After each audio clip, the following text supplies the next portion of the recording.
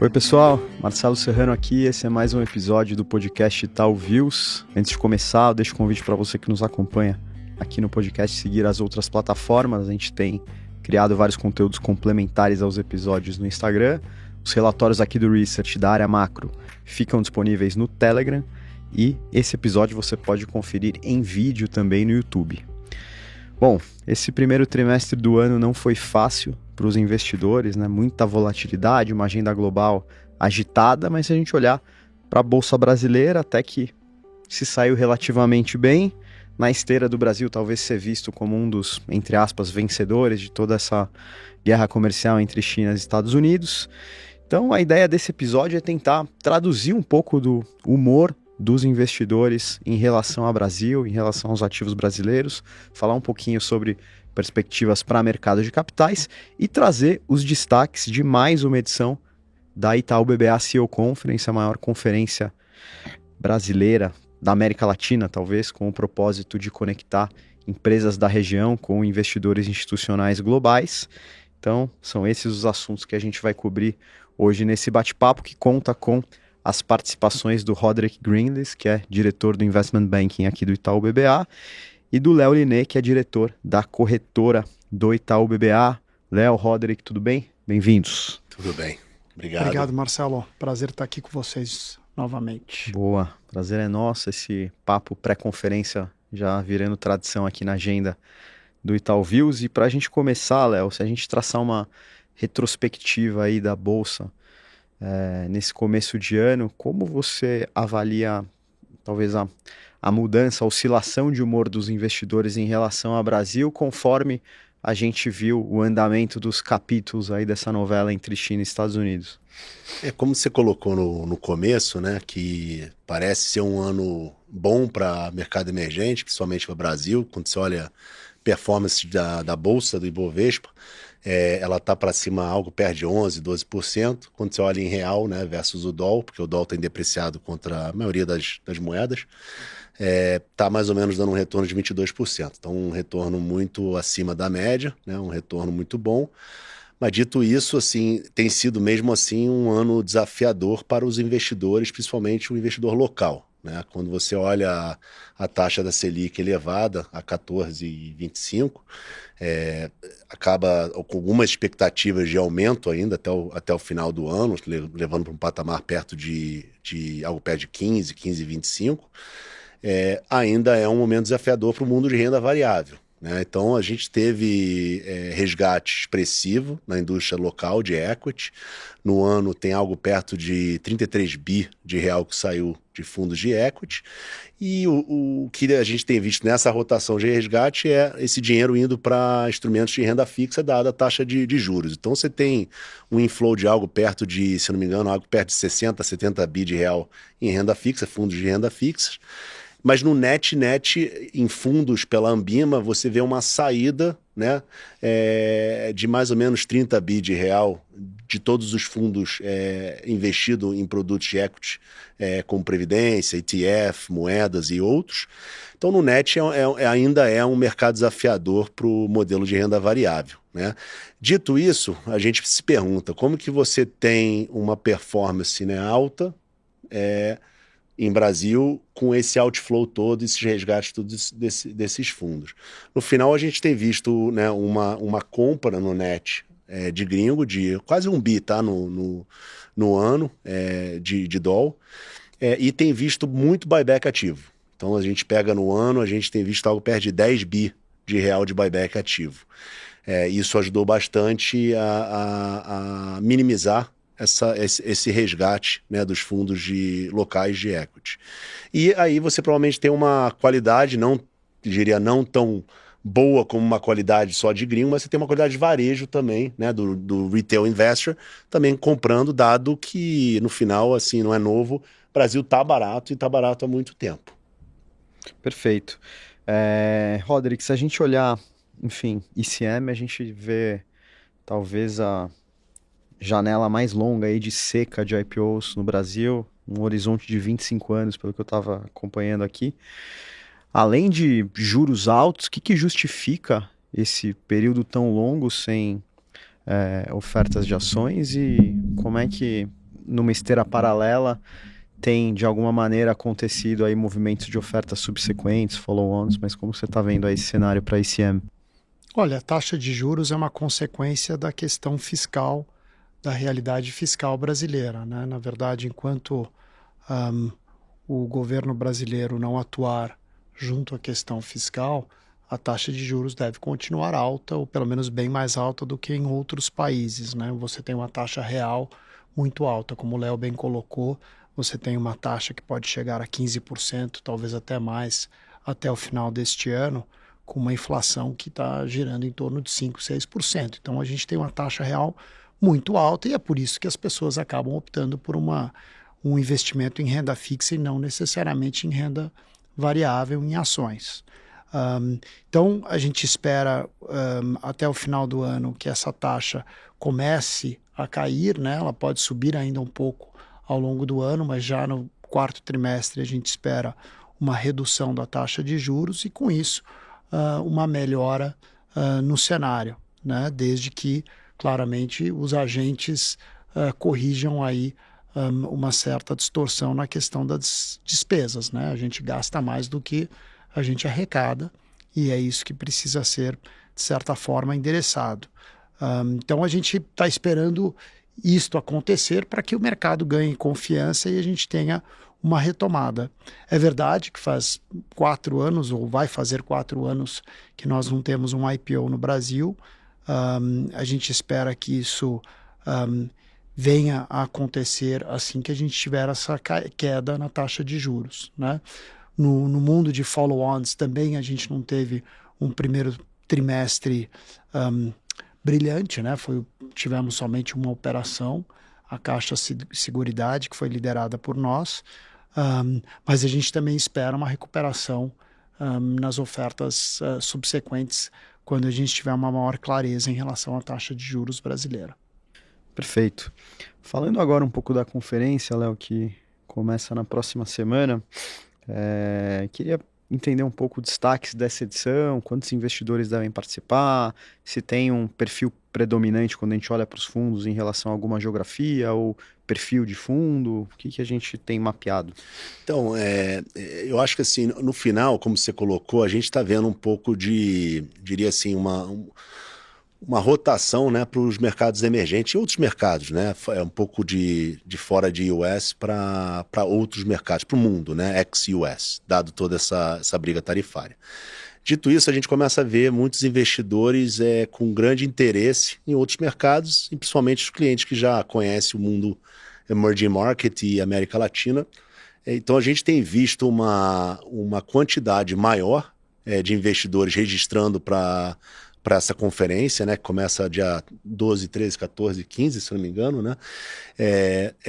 E o que a gente viu desses investidores? Um total de mais ou menos, por enquanto, registrado, confirmado, de algo perto de 600 investidores totais. Só que esse ano a gente vê mais fundos registrados, né? O ano passado a gente viu menos fundos, mas muitas pessoas de cada fundo indo, tá? Então isso já é uma notícia boa, que tem mais, né? Tem fundos novos, né? Olhando para Brasil e América Latina. Temos 148 companhias confirmadas, tá? Das 148, 90% brasileiras, as outras 10% Latam ex-Brasil. E 97% CEOs, né? Muito pouco não CEO atendentes nessa conferência. Então, é uma conferência que provavelmente ainda tem alguns dias, né, para a gente pegar mais confirmações. Eu acho que a tendência é bater mais um recorde, tá, de investidores. E a qualidade muito boa, né? Eu diria que 85% long onlys, quando você tem mais ou menos 15% de fast money, multimercado, hedge funds. Então, uma qualidade muito boa e a gente vê um interesse muito grande de outras regiões além dos Estados Unidos. Então, a gente vê muito fundo europeu, vê muitos fundos soberanos querendo olhar Brasil, conhecer essas companhias. A gente vê fundos do Canadá, que a gente não vê há muito tempo, também olhando mais Brasil. Então, a gente vê uma diversificação de investidores, né, com um aumento de fundos totais para essa conferência. Então, tudo indica de grande sucesso, tanto de empresa quanto investidores. Boa, aí o Léo comentou um pouco a quantidade de empresas, Rodrigo, mas se a gente tentar aprofundar para segmentos ou perfis? Tem alguma predominância, alguma coisa que salta mais aos olhos se comparado a anos anteriores?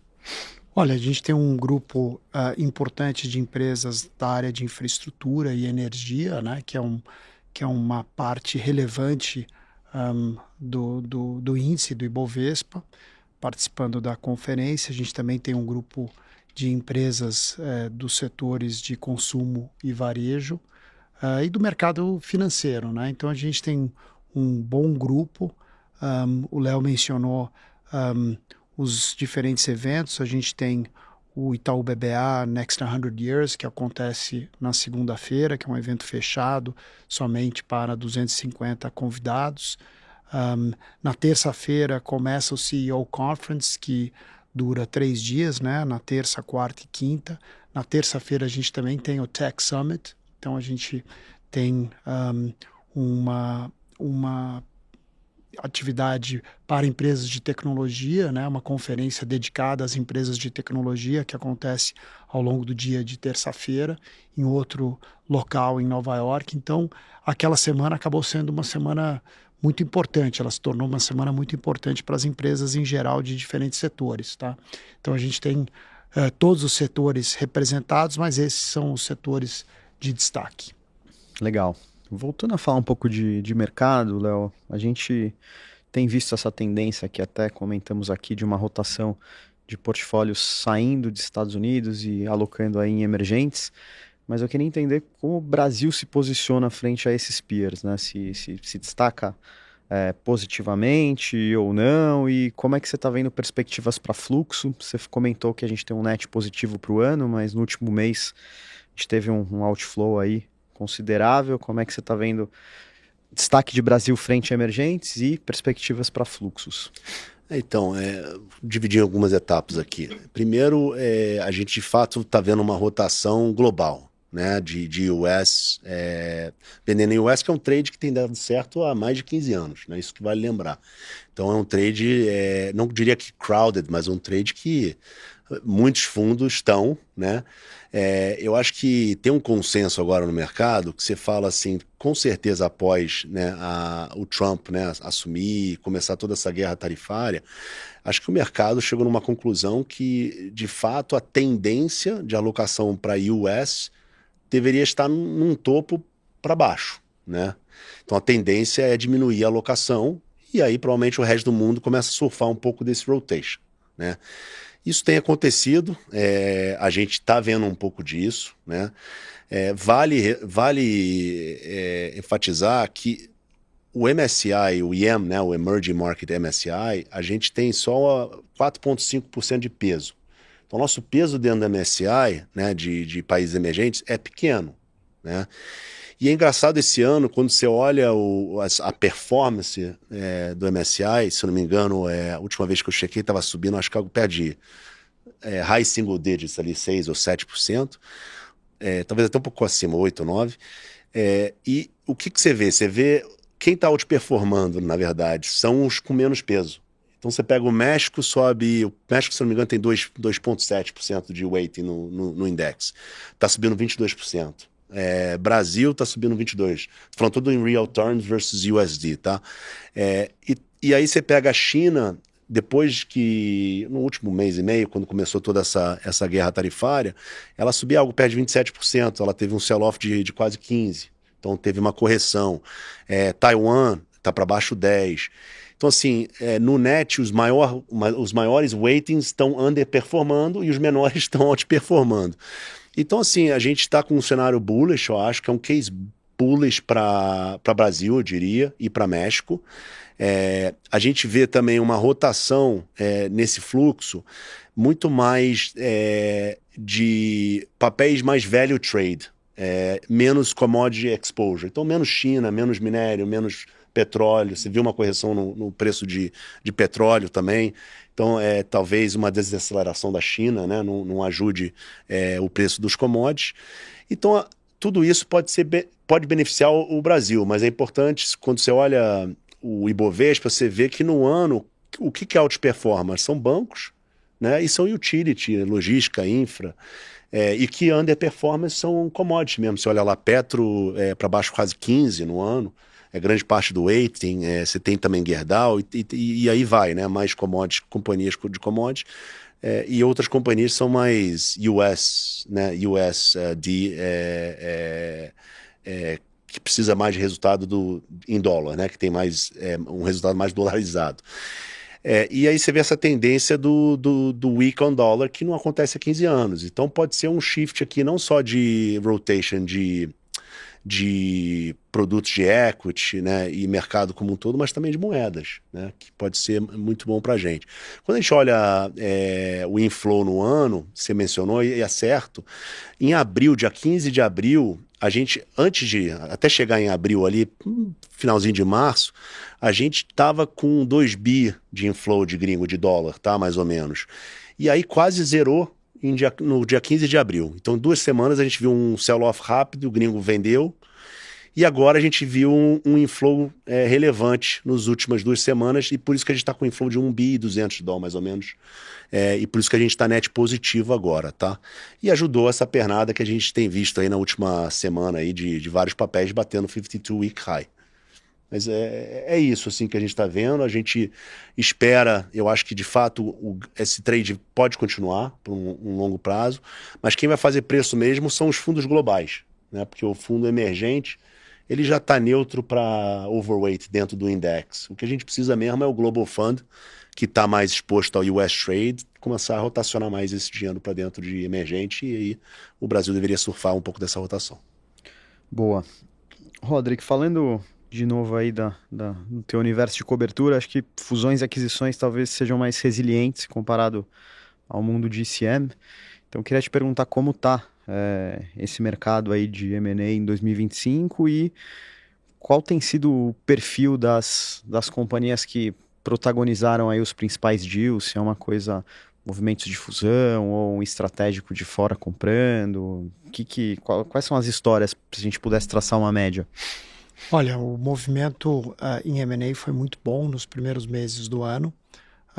Realmente tem um foco grande, inclusive do banco, na nossa atividade de M&A.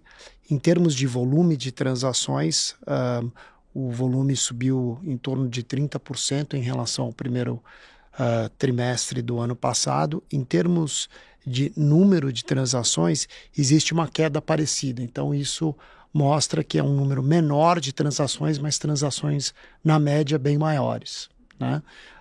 Então, a gente está bastante animado aí com o pipeline de M&A. As indústrias que foram mais representativas nesse período foram as indústrias de energia e infraestrutura, consumo e varejo. Nós tivemos algumas operações bastante grandes que foram anunciadas nos primeiros meses do ano, a venda da atividade de transmissão da Equatorial para o CDPQ, um fundo canadense. Tivemos uma operação importante em que a Vale vendeu uma participação na sua empresa de energia, que chama-se Aliança, para um fundo americano chamado GIP, um fundo importante de infraestrutura. Tivemos a venda de Baixo Iguaçu pela Neo Energia para a Copel. Então tivemos operações grandes, todas transações bilionárias. Na parte de consumo, a venda da Suvinil para Sherwin-Williams na área de tintas. Na área de varejo, a Cencosud vendeu parte das suas operações em Minas Gerais para um comprador brasileiro. Então tivemos várias transações grandes neste período, e é isso que a gente prevê para os próximos meses, tá? Um outro ângulo que a gente falou brevemente aqui no início da nossa conversa, Marcelo, houve também um número grande de OPAs, né, que estão em andamento, que são fechamentos de capital atreladas a transações de M&A que foram anunciadas provavelmente no ano passado, né? Tivemos algumas aquisições no ano passado de empresas listadas em bolsa, e com isto, com essa troca de controle, há o direito de tag-along. Então essas operações de fechamento de capital estão sendo executadas ao longo do primeiro semestre deste ano. Ontem a gente fechou a Eletromídia, que foi comprada pela Globo, e ao longo dos próximos meses a gente tem outras operações com esta característica também. Então, de certa forma, a gente realmente tem um mercado de ECM bastante deprimido ainda, mas um mercado de M&A bastante forte. Ótimo.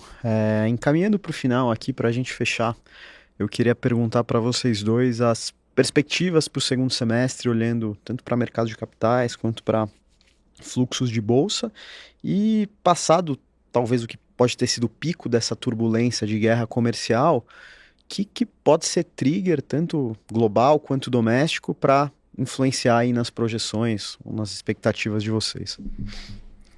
Posso contribuir aqui alguns triggers que eu acho que pode ser, que pode ajudar, né, a janela de IPO ou a janela de follow-on, ou que seja, ocorrer, no final é juros, né? Primeiro juros. A gente, como o Roger colocou também, taxa real é a mais alta, né, do mundo. Então, o mercado como um todo, ele tem uma previsão de juros para baixo para o ano que vem.